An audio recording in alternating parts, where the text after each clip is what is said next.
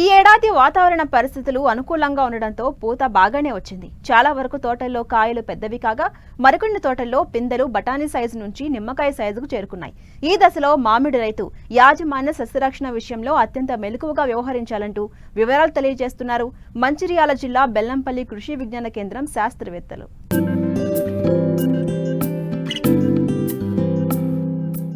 తెలుగు రాష్ట్రాల్లో విస్తారంగా సాగవుతున్న పండ్ల తోటల్లో మామిడి ప్రథమ స్థానంలో ఉంది. ఈ ఏడాది పూత సమయానికే వచ్చింది. కొన్ని చోట్ల మార్కెట్లలో పండ్లు కనిపిస్తున్నాయి. అయితే క్షేత్రస్థాయిలో ఇంకా పూత పిందె దశలోనే ఉన్నాయి. అయితే వచ్చిన పూత పిందె కాయగా మారి నాణ్యమైన దిగుబడిని రైతులు అందుకోవాలంటే సకాలంలో సమగ్ర యాజమాన్య చర్యలు చేపట్టాల్సిన అవసరముంది. ప్రస్తుతం మామిడి తోటల్లో రైతులు చేపట్టాల్సిన మేలైన యాజమాన్య పద్ధతులేంటో తెలియజేస్తున్నారు మంచిర్యాల జిల్లా బెల్లంపల్లి కృషి విజ్ఞాన కేంద్రం శాస్త్రవేత్త స్రవంతి. మన మంచిర్యాల మరియు ఆసిఫాబాద్ జిల్లాలో చూసినట్లయితే మామిడి ఉద్యాన పంటల్లో ప్రధాన పంటగా సాగు చేయబడుతుంది. ఇక్కడ ఈ నేల కానీ వాతావరణం కానీ మామిడి పంటకు చాలా అనుకూలం. మామిడిలో ముఖ్యంగా చూసుకున్నట్లయితే దిగుబడి క్షీణించడానికి చాలా రకాల కారణాలు ఉన్నాయి. అందులో ప్రధానంగా 4 కారణాలు. అందులో ప్రధానంగా కత్తిరింపులు. మనం పంట కోసిన తర్వాత వెంటనే చేయాల్సింది ఎండు పుల్లలు కానీ పనికిరానటువంటి కొమ్మలను కానీ లేకుంటే డిసీజ్ కొమ్మలు కానీ వెంటనే తీసి పడేయాలి. అవి తీసి పడివేయకపోవడం వల్ల, కత్తిరింపులు చేయకపోవడం వల్ల మనకి కొత్త చిగుర్లు అనేవి రావు. రెండవ సమస్య చూసినట్లయితే సమగ్ర ఎరువుల యాజమాన్యాన్ని పాటించకపోవడం.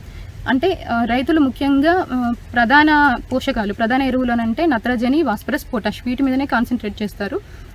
వీటితో పాటుగా మనము మైక్రోన్యూట్రియంట్ సప్లై కూడా మనం ఇవ్వాలి. అంటే సూక్ష్మ పోషకాలతో పాటు స్థూల పోషకాలని కూడా మనము అందించాలి. అంతేకాకుండా రసాయనిక ఎరువులతో పాటు మనము ఈ జనుము, జీలుగ వంటి ఎరువుల్ని కూడా 10 కిలోలు ఎకరానికి మనము దున్నుకున్నట్లయితే మనకు దిగుబడి ఎక్కువ రావడానికి అవకాశం ఉంటుంది. ఎరువులు ఏ విధంగా ఇవ్వాలి అని చూసుకున్నట్లయితే ఒక సంవత్సరం మొక్కకైతే మనము నత్రజని, భాస్వరం, పొటాషు 100 గ్రాముల చొప్పున, మరియు వీటితో పాటు జనుము, జీలుగా మనకు ఎకరానికి 10 కిలోల వరకు ఇచ్చుకోవాలి. నీటి తడుల్లో ముఖ్యంగా మనము గమనించాల్సింది ఏంటంటే పూతకు ముందు నెల రోజులు కానీ 2 నెలలు కానీ 1 నెల కానీ 2 నెలల ముందు కానీ మనము నీటి తడుల్ని ఆపివేయాలి. ఇలా ఆపివేయడం ద్వారా ఏంటంటే ఈ వెజిటేటివ్ ఫేస్ నుంచి ఫ్లవర్ స్టేజ్కి మొక్క వెళ్ళడానికి అవకాశం ఉంటుంది. అంటే పూత త్వరగా రావడానికి అవకాశం ఉంటుంది. పూత పింద మొదలైన తర్వాత మనము సస్యరక్షణ చర్యలని చేపట్టకూడదు. మెయిన్గా పూత సమయంలో ఎందుకు చేపట్టకూడదు అంటే ఆ టైంలో పాలినేషన్ జరుగుతూ ఉంటుంది. హనీ బీస్ కూడా డిస్టర్బ్ అవుతాయి. సో ఆ టైంలో మనము ఈ సస్యరక్షణ చర్యలు అంటే పిచికారీలకు వెళ్ళకూడదు. ముందే మనం పిచికారీ చేసుకోవాలి. అంటే అక్టోబర్ మరియు నవంబర్లోనే మనము మైక్రోన్యూట్రియంట్ స్ప్రే కానీ ఇతర పెస్టిసైడ్స్ కానీ స్ప్రే చేసుకోవాలి. మైక్రోన్యూట్రియంట్స్ విషయానికి వస్తే మనము ఇప్పుడు ఒకవేళ పూత రాలిపోతుంది, లేకుంటే పిందె రాలిపోతుంది అంటే మనము మల్టీకే 10 గ్రామ్స్, యూరియా 5 గ్రాములు కలుపుకొని పిచికారీ చేసుకోవాలి. ఆల్రెడీ పచ్చిపూత దశలో ఉన్నప్పుడు ఈ పిచికారీ చేసుకోకూడదు. మళ్ళీ పిందె కట్టిన సమయంలో మనము పిచికారీ చేసుకున్నట్లయితే పూత నిలబడుతుంది. అంతేకాకుండా వచ్చినటువంటి పిందెలు రాలిపోకుండా ఉంటాయి. మనకు కాయ సైజు బాగుంటుంది, కాయలు కూడా మంచిగా వస్తాయి అన్నమాట. మళ్ళీ పిందె కట్టిన తర్వాత మనకు మరియు పూత సమయం నుంచి మనకు కనబడకుండానే తేనెమంచు పురుగు అనేది ఆశిస్తూ ఉంటుంది. ఈ తేనెమంచు పురుగు నివారణకు మనం ముందే అక్టోబర్, నవంబర్ మాసంలోనే మనం పిచికారీ చేసుకోవాలి.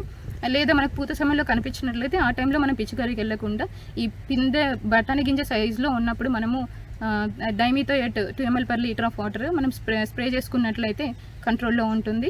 ఈ తేనెమంచు పురుగు రావడం వల్ల మనకు ఆకుల మీద మసిమంగు కూడా ఏర్పడుతుంది.